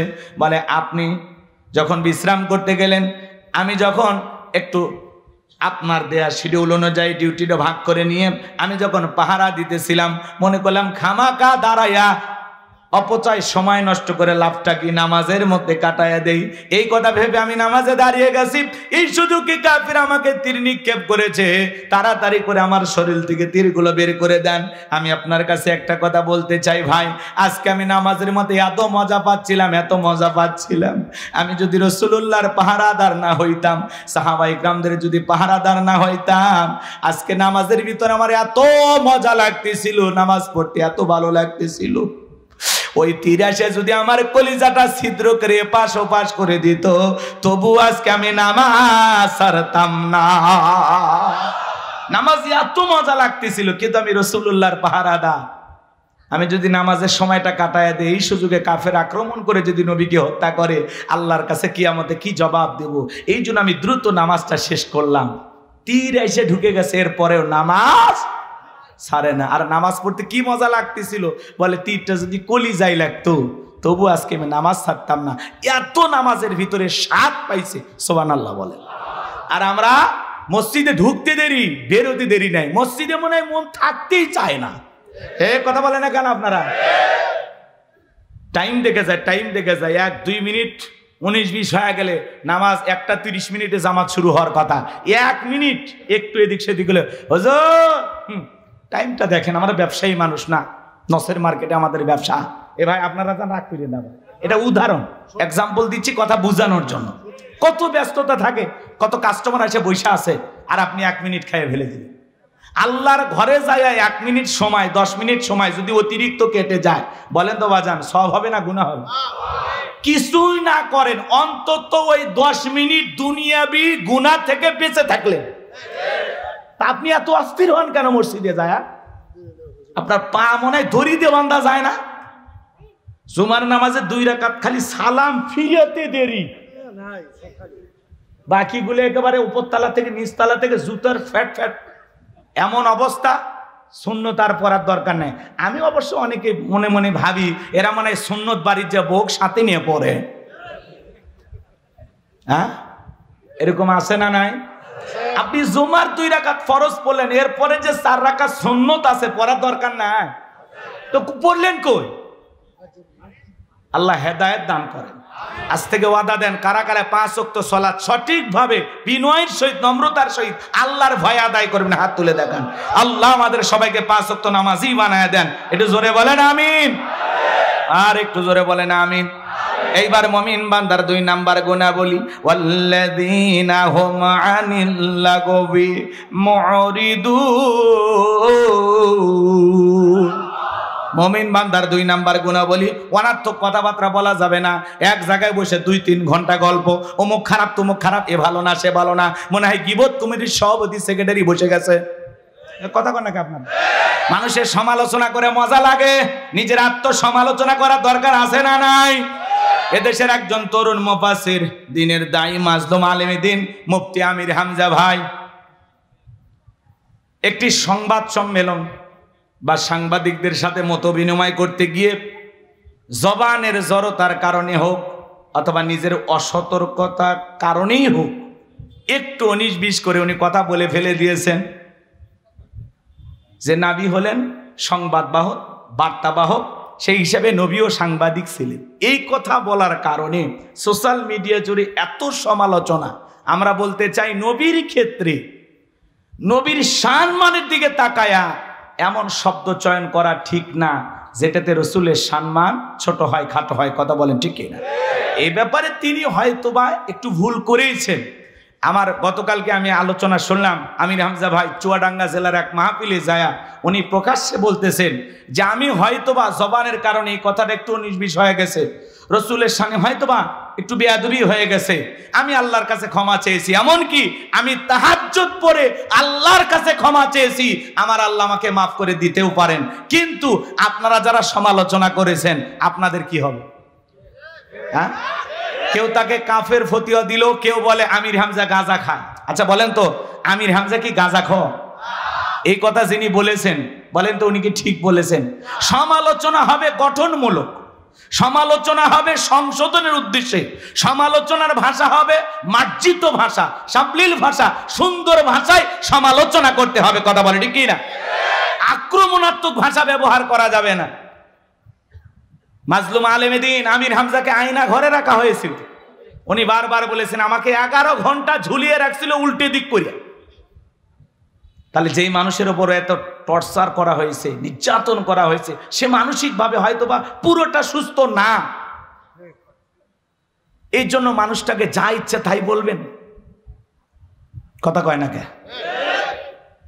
আল্লাহর পক্ষ থেকে যাদের উপরে ওহী নাজিল হয় আর সেই কথাগুলো মানুষের কাছে, উম্মতের কাছে প্রচার যিনি করেন তাকেই নবী বলা হয়। কথা বলেন ঠিক কিনা?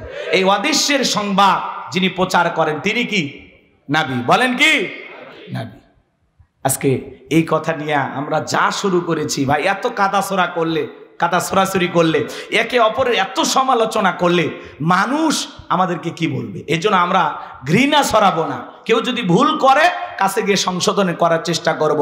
মুফতি আমির হামজা একজন মানুষ, তারও ভুল হতে পারে, কিন্তু এটাকে নিয়ে কাফের ফতোয়া দিবেন আমির হামজা গাঁজা খায়, এগুলো বলে একজন আলেমের সম্মান ছোট করা যাবে না। কথা বলেন ঠিক কিনা?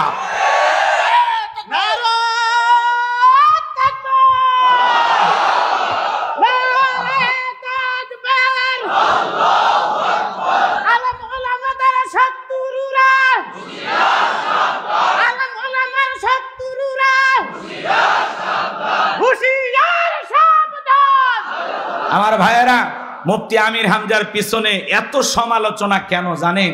মূল কথা হলো, আজ থেকে চিন্তা করবেন কয়েক মাস আগেও কিন্তু তার এত সমালোচনা ছিল না। শুধুমাত্র এমপি পদপ্রার্থী হওয়ার কারণে যে একজন আলেম এমপি পদপ্রার্থী হয়েছে, আল্লাহ যদি বিজয়ের মালা পরাইয়া সংসদ পর্যন্ত চলে যায়, অনেক রামবামের ঘুম হারাম হবে। কথা বলে ঠিক কিনা? অনেক হুজুর পর্যন্ত এটা মানতে পারতেছে না যে আমির হামজা সংসদে যাবে। আরে ভাই আপনিও যান, আপনিও এমপি হয়ে চলে যান না সংসদে, সমস্যা কথা? ওখানে যাইয়া দেখেন তো এই পার্লামেন্টে আল্লাহর আইনটা চালু করা যায় কিনা। সবাই মিলে চেষ্টা করেন বাংলাদেশটাকে একটা সুন্দর বাংলাদেশ গঠন করা যায় কিনা, শান্তির বাংলাদেশ করা যায় কিনা। সবাই মিলেমিশে দলমত নির্বিশেষে ঐক্যবদ্ধ হয়ে এই দেশটাকে সুদ মুক্ত, ধর্ষণ মুক্ত, জিনা মুক্ত, চাঁদাবাজ মুক্ত একটা সুন্দর বাংলাদেশ করা যায় কিনা। সবাই চেষ্টা করে, কথা কয় না কে? আমির হামজার শত্রু বেড়ে গেছে, তাতে কি হয়েছে?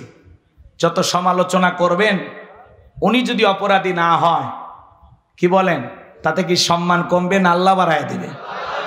আমরা বলতে চাই আমির হামজা ভাইকে, ভাই আরো সতর্ক থেকে কথা বলবেন, কারণ আপনার প্রত্যেকটা কথা এখন রেকর্ড করা হচ্ছে, আর বাতিল শক্তিরা তাকায় আছে যে একটু নির্বিষ হয়ে গেলে ওইটা দিয়ে 14 গোষ্ঠী উদ্ধার করবে, কথা ঠিক।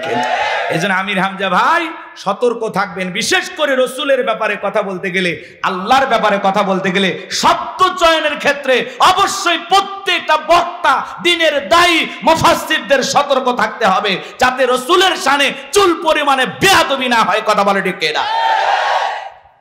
আমরা এটা সতর্ক থাকবো ইনশাআল্লাহ। নবী আমাদের কলিজার টুকরা নবী, কথা বলেন ঠিক কিনা?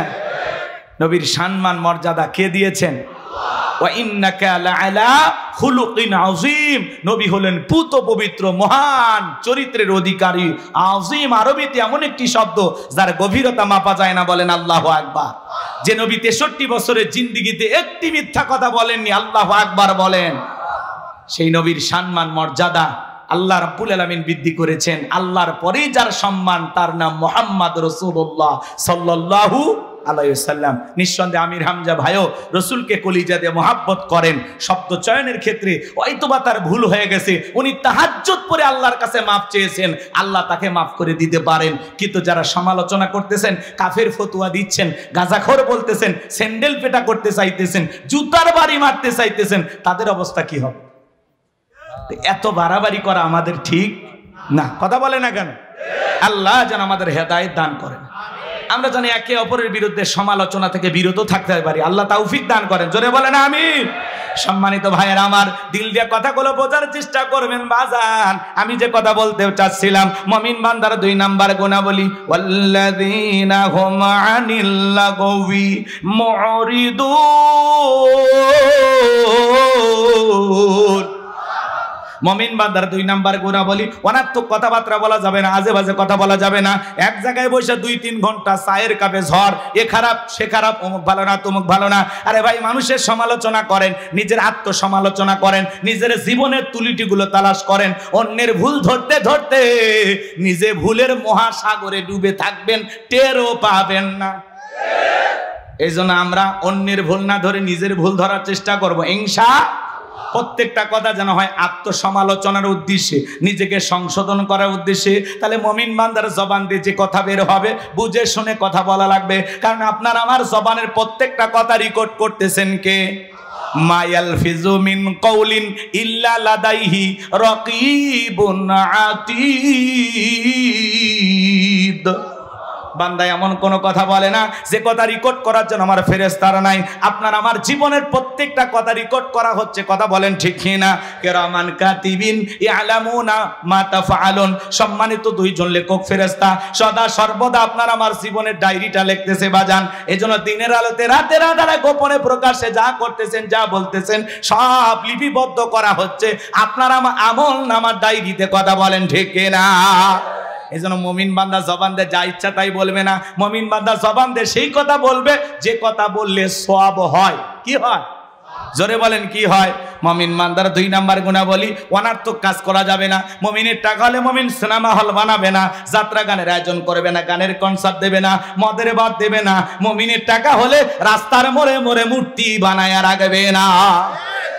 বিগত সরকারে যারা ক্ষমতায় ছিল, 1টা 2টা নয়, রাস্তার মোড়ে মোড়ে 4.5 কোটি টাকার ভাস্কর্য বানাইছিল। 4.5 কোটি টাকা, কত টাকা চিন্তা করে। হ্যাঁ, ভাস্কর্য বানায় লাভটা কি হলো? 5 আগস্টে মানুষ আহারি ওনার বাবার সেই ভাস্কর্য ভাঙ্গিয়া কেউ মাথার উপর উঠে পেশাব করছে, কে হাতুড়ি দিয়ে বাড়ি মারছে, কেউ বা পানিতে চুবাইয়া চুবাই জুতা মারছে। এতে ওনার বাবার সম্মান কমছে না বাড়ছে? আর যদি ওই টাকা দিয়ে উনি মসজিদ বানাইতো, মাদ্রাসা বানাইতো, এদেশের গরিব দুঃখী মানুষের জন্য খরচ করত, ওই টাকা দিয়ে যদি ভালো কিছু করত, ওনার বাবা কবরে শুয়ে থেকে সব পেত। এজন্য মুসলমানের টাকা হলে মুসলমান কখনো ভাস্কর্য মূর্তি বানাইতে পারে না, কথা বলেন ঠিক কিনা? মুসলমানের টাকা হলে মুসলমান কি করবে? মসজিদ বানাবে, মাদ্রাসা বানাবে, ঈদগাহ মাঠ বানাবে, কবরস্থান বানাবে, কথা বলেন। এই যে আয়ুব আলী মোল্লা ভাই, তারা এত কষ্ট করে একটা দ্বীনি প্রতিষ্ঠান দাঁড় করাইছেন। সাইফুল ভাই সহ অনেকে অক্লান্ত পরিশ্রম করে যে একটা সুন্দর মাদ্রাসা তৈরি করেছেন, কার খুশির জন্য? জোরে বলেন। এই জন্য বাজান, টাকা দিলে, সম্পদ দিলে ভালো কাজে ব্যয় করা লাগবে, অপচয় নষ্ট করা যাবে না। মুমিনের টাকা হলে মুমিন ভালো ভালো কাজে ব্যয় করবে। কথা বলেন। রাস্তার মোড়ে মোড়ে লেখা রাখেন সুবহানাল্লাহ, আলহামদুলিল্লাহ, আল্লাহু আকবার, লা ইলাহা ইল্লাল্লাহ। যত মানুষের চোখ পড়বে রবের তাসবিহ পাঠ করবে, যে লিখে রাখবে তার আমল নামায়ও সব যাবে, যে তিলাওয়াত করবে তার আমল নামাতেও সব লেখা হবে। পারবো তো ইনশাআল্লাহ?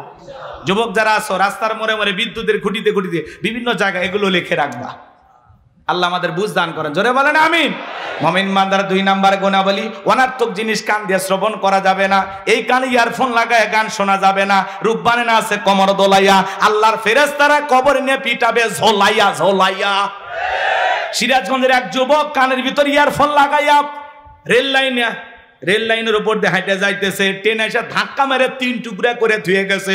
মরার পরেও কানের ভিতর ইয়ারফোন লাগানি ছিল। কয়েকদিন আগে দেখলাম একটা ছেলে টিকটক করতেছে, ট্রেনের আগে যায়, বোঝেন নাই? ট্রেন আসতেছে, ও আগে যায় 2 পকেটে হাত দিয়ে হেঁটে যাচ্ছে, সুপারস্টার সাকিব খানের মতো। এমন ভাব নিয়ে যখন হেঁটে যাচ্ছে, ট্রেন এসে ধাক্কা মেরে উল্টে ধুয়ে গেছে। পরে দেখলাম এই যে প্যান্ট চেনেন না আপনারা, জিন্সের প্যান্ট পরছে, ওই জায়গায় মনে করেন পিছনের কাপড় ছিঁড়ে আর কি দেখা যাচ্ছে আর বলবো না। কি হলো তোর টিকটক করা ভাই? রেল লাইনের সামনে যায়, ট্রেন আসতেছে, দাঁড়াইয়া টিকটক করতেছে, ট্রেন এসে ধাক্কা মেরে ফেলা দিয়ে গেছে, প্যান্ট ছিঁড়ে পিছনের জিনিস দেখা যাচ্ছে। কথা কন ঠিক না? এরকম পাগল ছাগল আছে না নাই? রেল লাইনে যায়া কানের ভিতর ইয়ারফোন লাগায়া পা এরকম করতেছে আর গান শুনতেছে। ট্রেন আসতেছে, টের পাইতেছে না, কানের ভিতরে খালি তুম তুম তুম আওয়াজ। ও ট্রেনের শব্দ আর শোনেনি। ট্রেন এসে বলতেছে ঠিক আছে থাকেন, ও একেবারে ফিসে ছুঁয়ে চলে যায়। কথা কন ঠিক কিনা? তাহলে যুবক, এই কান আল্লাহ গান শোনার জন্য দেয় নাই। হক্কানে উলামায়ে কেরামদের বয়ান শুনতে হবে, ইসলামী সঙ্গীত শুনতে হবে, কোরআন তেলাওয়াত শ্রবণ করতে হবে। এই কান দিয়ে ভালো ভালো কথা শ্রবণ করা দরকার আছে না না? তাহলে মুমিন বান্দার 2 নাম্বার গুণাবলী, জবান দিয়ে সে কথা বলবো যে কথা বললে সব হয়, সমাজে সেই কাজ চালু করব যেই কাজ চালু করলে সব হয়। এই কান দিয়ে সেই জিনিসগুলো শ্রবণ করব যেগুলো শুনলে সব হয়। এক কথায় সব আছে যেখানে, সব আছে যেখানে, গুনাহ আছে যেখানে। আল্লাহ পাক আমাদের সবাইকে গুনাহ মুক্ত জিন্দেগি দান করেন। জোরে বলেন আমিন। শোনেন, সহজ কথা, মন্দ কথা বলবো না, মন্দ কাজ করব না, মন্দ কিছু শুনবো না ইনশাআল্লাহ। এইবার মুমিন বান্দার 3 নাম্বার গুণাবলী আল্লাহ রাব্বুল আলামিন জানিয়ে দিলেন, ওয়াল্লাযীনা হুম লিয-যাকাতি ফাঈলুন। মুমিন বান্দার 3 নাম্বার গুণাবলী আল্লাহ রাব্বুল আলামিন জানিয়ে দিলেন, মুমিন বান্দাকে আল্লাহ যদি নিসাব পরিমাণে সম্পদের মালিক বানায় দেয়, মুমিন বান্দাকে আল্লাহ যদি ধনী বানায় দেয়, মুমিন বান্দা সক্রিয়ভাবে হিসাব করে করে বছরে যাকাত দেবে কার ভয়ে? যাকাত দেওয়া ধনীদের জন্য নফল না ফরজ। নামাজ আদায় করা যেমনি ফরজ, যাকাত দেওয়া তেমনি ফরজ। যাকাত হলো আর্থিক ইবাদত। আল্লাহু আকবার। এ ভাই বসেন বসেন, আর কয়েকটা মিনিট, আমি খুব দ্রুত গতিতে শেষ করে দেবো ইনশাআল্লাহ। 7টা গুণাবলী একটু শুনে যান বাজান, আমল করার নিয়তে একটু বসেন। এত দূর থেকে কষ্ট করে আসলাম, যদি না শোনেন খারাপ লাগবে না? একটু বসেন, 10-15 মিনিটের মধ্যে আমি ছেড়ে দেবো ইনশাআল্লাহ। এই যুবক, ভাইয়া ভাইয়া, ও ভাইয়া ভাই বসেন। আমি তো জানি এখানে যারা আছে অধিকাংশ আমাদের মহাব্বতের মানুষ, বিভিন্ন এলাকা থেকে আপনারা আসছেন, তাই না? একটু মহাব্বত করে আসছেন, আমারে ফেলায় চলে যাবেন? হ্যাঁ, আমি জানি আপনাদের ব্যস্ততা আছে, কর্মজীবন আছে, বেশি রাত পর্যন্ত কথা শোনা আপনাদের জন্য কষ্ট। প্রোগ্রামটা 12টায় শেষ হলে আপনাদের জন্য ভালো হইতো, তাই না ভাই? এই জন্য বুঝতে পেরেছি, কয়েকটা মিনিট দেন, আমি আলোচনাটা শেষ করে যাই খুব দ্রুত গতিতে। মনোযোগ দিয়ে কথাগুলো শুনে যান বাজান। এদিক খেয়াল করেন যুবক, 4 নম্বর গুণাবলী এসে গেছে না? এই যে 3, এরপরই তো 4 তোমাদেরই ওয়াজ হবে ইনশাআল্লাহ। একটা তাকবীর দেন, লিল্লাহি তাকবীর। তাহলে মুমিন বান্দার 3 নাম্বার গুণাবলী ওয়াল্লাযীনা হুম লিয-যাকাতি ফাইলুন। মুমিন বান্দার 3 নাম্বার গুণাবলী, আল্লাহ যদি মুমিন বান্দাকে সম্পদ দান করে, নিসাব পরিমাণে সম্পদের মালিক বানায় দেয়, মুমিন বান্দা সক্রিয়ভাবে বছরে কয় লাখ টাকার কয় হাজার টাকা যাকাত আসবে, কয় কোটি টাকার কয় লাখ টাকা যাকাত আসবে, মুমিন বান্দা সক্রিয়ভাবে হিসাব করে করে বছরে যাকাত দেবে কয় দিন? জোরে বলে। সম্পদের উপরে যাকাত ফরজ দিতে হবে কয় দিন? বছরে একদিন যাকাত দেবেন, বছরে একদিন। আরে ভাই, যারা যাকাত দিচ্ছেন তারা শুকরিয়া আদায় করবেন, আল্লাহর কাছে বলবেন, আল্লাহ আমার মতো হতভাগাকে যে আপনি যাকাত দাতা হিসেবে কবুল করেছেন, আলহামদুলিল্লাহ। হে রব, তোমার শুকরিয়া যে যাকাত দাতাদের মধ্যে আমিও একজন। এর কথা কন না, দেন না যাকাত? রাগ করেন নাকি আপনারা? ভালো করে বোঝার চেষ্টা করবেন বাজান গো আমার। যাকাত দাতাদের তালিকায় আল্লাহ আপনাকে কবুল করেছে। আল্লাহ হাত এই জায়গায় রাখে নাই, আপনাকে মোহাব্বত করে হাত রাখছে কোন জায়গায়? জোরে বলেন। ভালো করে বোঝার চেষ্টা করবেন। যাকাত দিলে ধনীর সম্পদ কমে না বাড়ে? ভালো করে বোঝার চেষ্টা করবেন বাজান। এই বাংলাদেশের 54 বছর কেটে গেল, প্রত্যেকবার প্রধানমন্ত্রী হয়েছে মুসলমান। এরপরে এদেশে কেউ শান্তির একটা বাংলাদেশ কায়েম করতে পারল না। প্রত্যেকটা নেতা নির্বাচনের আগে বলে দারিদ্র্যমুক্ত বাংলাদেশ গড়ব, কিন্তু কোনো মানুষ আজ পর্যন্ত দারিদ্র্যমুক্ত বাংলাদেশ গড়তে পারল না। মনে রাখবেন, বাংলাদেশকে যদি দারিদ্র্যমুক্ত বাংলাদেশ গড়তে চান, যত বড় নেতা আসেন, আমাদের একটা কথা আপনারা আমল করবেন। আল্লাহ তাআলা যে বিধান দিয়েছেন, যাকাত ভিত্তিক অর্থনীতি দিয়েছেন, এই যাকাত ভিত্তিক অর্থনীতি চালু না হওয়া পর্যন্ত বাংলাদেশকে দারিদ্র্যমুক্ত করা সম্ভব হবে না। যাকাত ভিত্তিক অর্থনীতি চালু করা লাগবে। আমাদের দেশে যাকাত ভিত্তিক অর্থনীতি নাকি সুদ ভিত্তিক অর্থনীতি? সুদ ভিত্তিক অর্থনীতি হালাল না হারাম? এই হারাম অর্থনীতি দিয়ে কঠিনকালে বাংলাদেশকে দারিদ্র্যমুক্ত করা সম্ভব হবে? বাংলাদেশকে দারিদ্র্যমুক্ত করতে হলে যাকাত ভিত্তিক অর্থনীতি চালু করা লাগবে। শোনেন শোনেন, এদিক শোনেন। আমার দেশের ধনীরা যাকাত দেয় কিভাবে জানেন? ইনি ধনী মানুষ, যাকাতের সে 1 কোটি টাকা কোনো মতে 5-10 লাখ টাকা যাকাত দিয়ে নিজের 90 লাখ টাকা যাকাত নিজে মেরে খায়। উনি ধনী মানুষ, যাকাতের সে 10 লাখ টাকা কোনো মতে 2-1 লাখ টাকার যাকাত দিয়ে নিজের 6 লাখ টাকা যাকাত নিজেই মেরে খায়। এদেশের ধনীরা যাকাত মানেই পাইছে শাড়িয়ার লঙ্গি। কয় অমুক নেতা সেরাগালি বদনা অমুক স্কুল মাঠে যাকাতের শাড়ি লঙ্গি বিতরণ করবে, আপনারা আসবেন। বাপ রে বাপ, শাড়ি লঙ্গি 5000, মানুষ আসছে 50,000। ঠেলা ঠেলি আর গুদাগুদি করিয়া পায়ের তলে পরে 8 জন মারা গেছে। প্রত্যেকটা চ্যানেলে নিউজ হচ্ছে অমুক শিল্পপতি যাকাত দিতে গিয়া 8 জন মানুষ মারা গেছে। মনে রাখবেন, যাকাত দিতে গিয়ে এইভাবে পায়ের তলে পড়ে যদি মানুষ মারা যায়, কিয়ামতের ময়দানে যাকাত দেওয়ার সব তো দূরের কথা, মানুষ হত্যাকারীর গুনাহ নিয়ে আপনাকে জাহান্নামে যেতে হবে। এটা যাকাত দেওয়ার পদ্ধতি না, এটা যাকাত দেওয়ার সিস্টেম না। আর যাকাত মানে শাড়ি লঙ্গি না। এমন লঙ্গি দেয় 200 টাকা দাম, লেটন লঙ্গি, পরে থাকলে ওর জান্নাত জাহান্নাম সব দেখা যায়। এমন শাড়ি দেয় 300 টাকা দাম, ধুয়ে দিলে শাড়ি না মশারি খুঁজে পাওয়া যায় না। এই বড় লোক, এই শাড়ি তোমার বউরে পরাবা। হ্যাঁ, যাকাতের শাড়ি লঙ্গি দিয়ে লাভ নাই। আর দিলেও মান সম্পন্ন রুচি সম্পন্ন কাপড় দিতে হবে, উল্টা পাল্টা পোশাক দিলে হবে না। কথা কয়? হযরত ওমর ফারুক ডেকে বলেন, তোমরা যাকাতের অর্থ এমন ভাবে দাও যাতে ওই ব্যক্তি যাকাতের জন্য আর কারো দুয়ারে হাত না পাতে। আল্লাহু আকবার বলেন। এই ছেলেটা বেকারে বসে আছে, যাকাতের 1.5 লাখ টাকা রে দেন, 500 টাকা দিয়ে লাভ নেই। অনেকে 500 টাকা 1000 টাকা করে বিলে আর বলে যাকাত দিছি, দিয়ে একেবারে ফাটিয়ে ফেলে দিছে। 500 টাকা দিয়ে মানুষের ভাগ্যের কোনো পরিবর্তন হবে? এই ছেলেটাকে যাকাতের 1.5 লাখ টাকা দেন, দিয়ে এই নসের মার্কেটে একটা ছোটখাটো দোকান ধরাইয়া দেন। আল্লাহ চাইলে 5-7 বছর ব্যবসা বাণিজ্য করিয়া ভবিষ্যতে এই ছেলে নিজেও যাকাত দিতে পারে। এই ছেলেটা বেকার বসে আছে, ওরে যাকাতের 1.5 লাখ টাকা দিয়ে একটা অটো ভ্যান রিক্সা কিনে দেন, আর একটা কর্মস্থানের ব্যবস্থা হলো, দৈনিক 500-700 টাকা ইনকাম করবে। ওই ছেলেটা আর বেকার থাকলো। একটা বিধবা অসহায় নারী আসছে, শাড়ি দিয়ে কি লাভ? সেলাই মেশিন কিনে দেন, 2টা ছাগলের বাচ্চা কিনে দেন, 2টা গাভী গরু কিনে দেন, এগুলো লালন পালন করে ভাগ্যের চাকা ঘুরাবে। কথা বলেন ঠিক কিনা? যাকাতের অর্থ দিয়া যাতে মানুষের কর্মস্থানের ব্যবস্থা হয়, সেই টাকা সেইভাবে ব্যয় করা লাগবে। কথা বলেন ঠিক কিনা? কিন্তু এই দিক খেয়াল করেন, সুদ ভিত্তিক অর্থনীতি দিয়ে সমাজে শান্তি আসবে না। শান্তি আনতে হলে জাকাত ভিত্তিক অর্থনীতি চালু করা লাগবে, রাষ্ট্রীয়ভাবে জাকাত আদায় করা লাগবে। আজকে বাংলাদেশে এত মন্ত্রণালয় আছে, একটা জাকাত মন্ত্রণালয় চালু করতে হবে। আর এই জাকাত মন্ত্রণালয়ের দায়িত্ব এই দেশের বিজ্ঞ বিজ্ঞ ইসলামিক স্কলার, দিনের দায়ী আলেমদের কাঁধে দেওয়া লাগবে। ওই গুমসোর বিকাশের টাকা লুটপাটকারী ওদেরকে দিলে হবে না, ওরা দেশের টাকা বিদেশে পাচার করবে।